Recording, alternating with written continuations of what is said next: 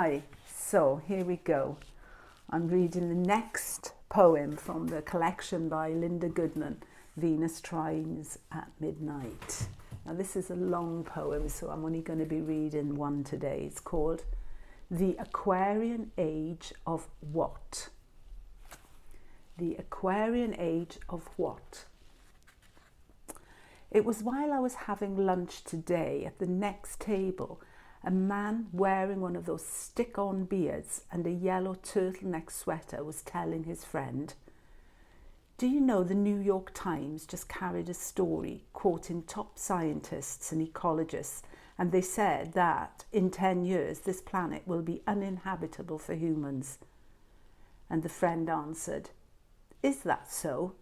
Well, let me tell you, buddy, it's uninhabitable out where I live right now, with all those blacks moving in closer and the neighbourhood hippies with their damned motorcycles and peace posters, and the liquor store down the street just lost its licence, so I've got to lug my booze home on the train." And they laughed. Later I checked it out with the Times information desk. He was right, that's what they said. 10 years. 10 years. Doesn't anyone care? I mean, 10 years isn't very long. The years go by so fast these days. About 10 years ago, Judy Garland was making a comeback. No one had heard of Rod McEwen, Butch Cassidy, or the Sundance Kid. There were 3 Kennedy brothers. Dr. Spock was writing baby books. Nixon told the press they wouldn't have him to pick on anymore, and there wasn't a single tourist taking giant steps for mankind on the moon. 10 years. Has anyone told John Lindsay or Bess Meyerson or Rap Brown or Abby Hoffman or Howard Hughes? Of course, if he knew, he wouldn't talk about it much, I guess. He'd do something. Maybe he is. But what if he's not? 10 years. Does Charlotte Ford think about that when she jets in her set? I wonder if Richard Burton counted the depreciation value when he bought Liz that diamond. Is that why Paul McCartney decided to split, then changed his mind? Or did he? 10 years. Why, we haven't even discovered the cure for cancer yet, or figured out what to do with all that garbage. Do you suppose Ralph Nader reads the Times?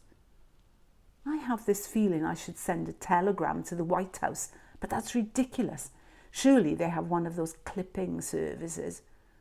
Would Abraham Lincoln or Theodore Roosevelt or Harry Truman have declared a national emergency? I don't know. Give 'em hell, Harry. Give who hell? All the way home, my heart kept pounding in my chest, and I passed one of those signs in a window. "Sleep with a stranger tonight." Well, yes, maybe. Maybe so. Maybe fall in love with a stranger, or with someone, or with something, like life. Turn me on, dead man. 10 years. It's strange to read that poem when you realise that this book was written in 1972 and that they were talking about 10 years to some kind of ecological disaster, in 1972. I mean, we're a lot of years further, and suddenly, we are suddenly, once again, discussing the fate of our planet in terms of 10 years. Okay, thank you for listening. Bye.